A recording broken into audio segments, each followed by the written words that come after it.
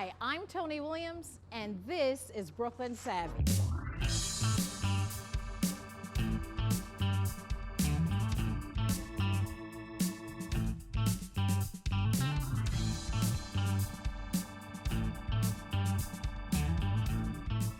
Hi, I'm Toni Williams, and welcome to Brooklyn Savvy. So we're going to be talking to some guests that I've been wanting to talk to for quite some time because this is a subject that I've actually grappled with. I am African American. My husband is from the islands, and the culture clashing that sometimes goes on because of a difference in culture is something I've really wanted to explore at a deeper level. So on today's episode of Brooklyn Savvy, we're going to be looking at the Caribbean American culture, African American culture, where we really complement each other, and then where there's room to grow. But before I dive into that, I need to introduce our guests. We have Tyesha Maddox. Now, you are an assistant professor of African and African American Studies at Fordham. Doesn't she look too young for all of that? Yes. She is. Fabulous. And then we have one of our regulars, but she is an expert on this topic, Dr. Maria De Longoria. She is a professor of social and behavioral sciences at Medgar, and you're also the interim director of the Caribbean Research Center. And we have Ken Irish-Bramble. Now, you are an associate professor of political science at Medgar Evers College. So we got a lot of intellectual heft on this panel. So why don't we start with how many Caribbean Americans do we have, say, living in New York City? Where are they from, and how long have you all migrated? I guess I'll start with you, Tyesha. Okay, so I would say in the United States overall, the last figures that we have they're about 4.5 million Caribbean immigrants living in the United States. And how many black people do we have? Is it 27 million? I don't know what that number is. Maybe. Well, okay. Well, we'll get back to you on that. Yes, so, and then with the majority of those Caribbean immigrants living in the Northeast, particularly in New York State and New York City, we have some of the largest concentration of Caribbean immigrants. And then also we see large enclaves of Caribbean immigrants in Florida as well, especially from the Hispanic And when Caribbean. we're speaking, that raises a question. When we speak of the Caribbean, I automatically go into the West Indies. I go into Jamaica. I go into St. Vincent, Grenada. I don't necessarily think of Puerto Rico. Okay. You know? So I think that also is a very good distinction that we have to make when we're talking about the Caribbean. So as we know, the Caribbean is a large area that's very variegated with multiple islands throughout the Caribbean, speaking various languages, all having been part of a different colonial legacy, right? So we have the French Caribbean. You think of When you say islands. colonial legacy, very important. Yes. So you think of Haiti, Guadeloupe, Martinique.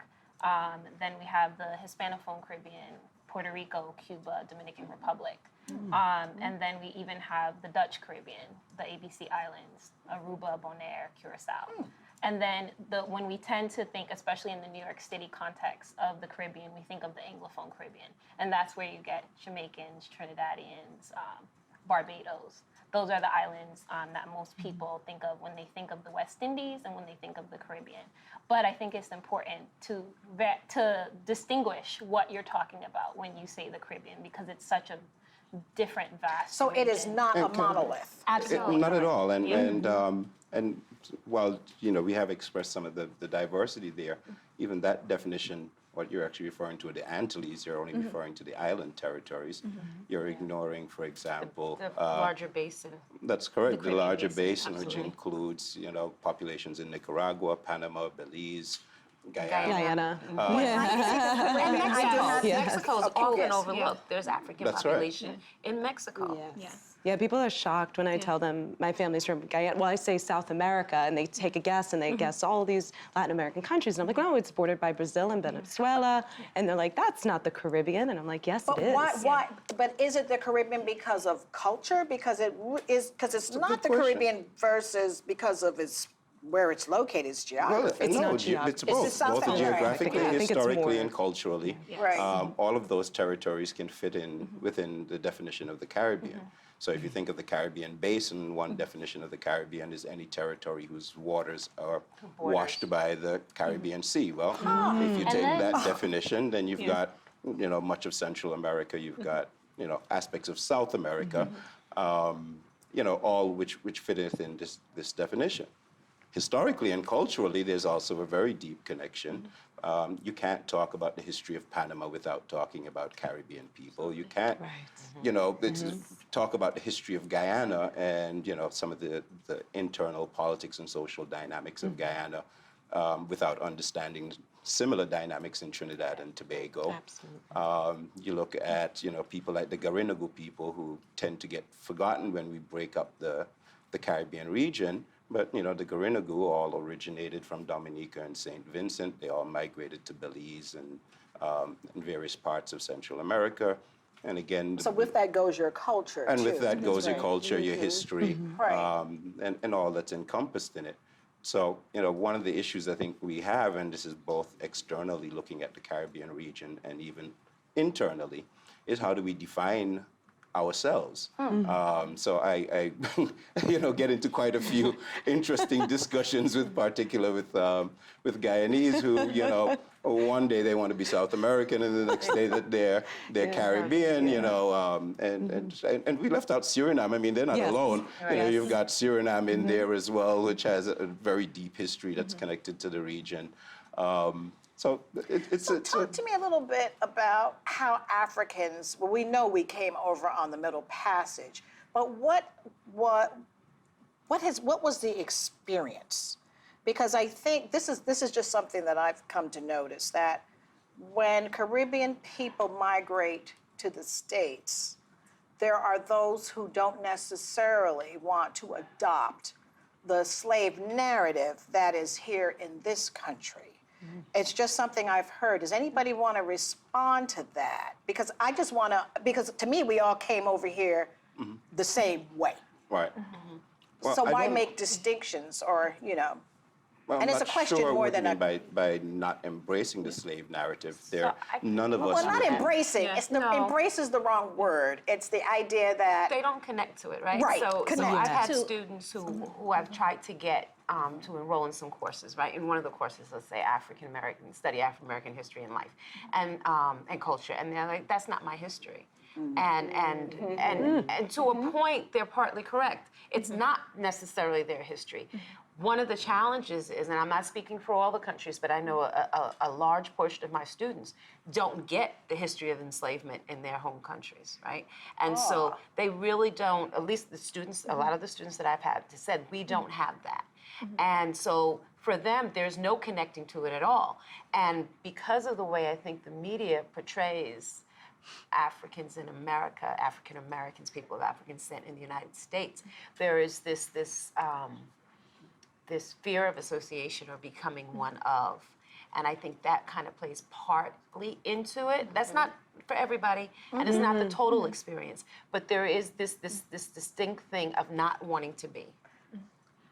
I would push back against that and say that I don't think Caribbean immigrants are not connected to the history of slavery. I think it's very prevalent in the Caribbean. I mean, even when you think of August 1st, Emancipation Day in the Caribbean, it's a national celebration. holiday. It's a I wasn't saying celebration. it's history of, I'm saying that they don't connect to a history of enslavement. They don't connect to the African American story in the United States And I think history of enslavement.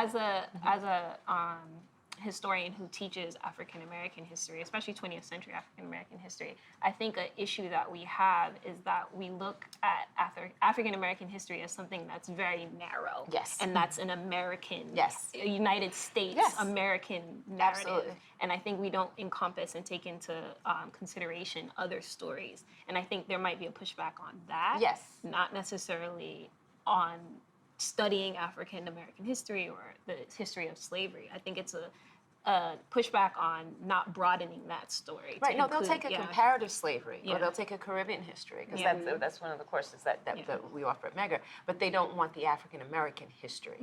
right. What I found interesting is the dynamic of how I've seen discussions, and this is on social media and chat rooms, where African Americans feel that Caribbean Americans are superior. And I found that interesting because I am actually both. My dad's African American, born in the US. My mom is Guyanese, born in Guyana. So I have both sides, and I'm like, that's an interesting concept. Let's talk about the differences in culture, Ken. I think that we kind of spoke about that previously. Well, and not to bring us back to the previous conversation, but I think it's Right. it's a No, good I gotta segue. start You sort of there. have to Yeah, start start. there. Right, right. So when we spoke, I said, well, the conversation that you said you want us to engage in is a conversation about identity politics. And a question of how do you define yourself. Exactly. And so, the experience for many Caribbean people coming to the United States, in terms of identity politics, is a big shift. So it's not that the Caribbean doesn't have its own divisions and its own sense of identity politics. If you want to see a Jamaican get upset, call him a Trinidadian, right? Or call anyone, from the wrong territory, because, that's how you identify yourself. So much of what, has been discussed in terms of a Caribbean person comes here and you say, hey, you're African American. Well, so they say, well, no, that's not my label. My label is Jamaican, Guyanese, Dominican, Montserratian, Antiguan, whatever, and that's the label that they understand. Even the Caribbean label is not a label that I shouldn't say we embrace. It's a forward-thinking, identifier that we would like to see, that regionalism, where we all see the connectivity of each. The connectivity to each other. But that's not necessarily how individual people from the region see themselves. So that's one, and if I may. And in terms of identity politics, there's also, the question of superiority. This is a dialogue that we have even within a particular group. So even within the African American population, there are segments who will look at a middle-class African-American with same identifier and say, well, you're uppity, you think you're superior, you speak white, you whatever. The bottom line is that you're distinguishing yourself, or you've distinguished yourself, whether it's by ear, and it doesn't necessarily mean that the person actually believes themselves to be superior, but you carry yourself differently, you speak differently, you present yourself differently, you don't carry all of the same baggage, if you will, to put it all in one simple term. You don't carry all of the same baggage that has become associated with the identifier, with being African American. So, I walk around in a suit, well, he's an uppity black guy, how dare he? But then when you open your mouth, though, and you have an accent, then there's a Right. different perspective. Right. And so one of the things that, and we just had this conversation in class the other day. I asked the students, how many of you were told when you came here to stay away from African Americans, and what were some of the descriptions? And how many of you were told to stay away from Africans? Because it's not just African American. And I'm using African as a collective term because it's the same issue. We know the continent is humongous, and that one person.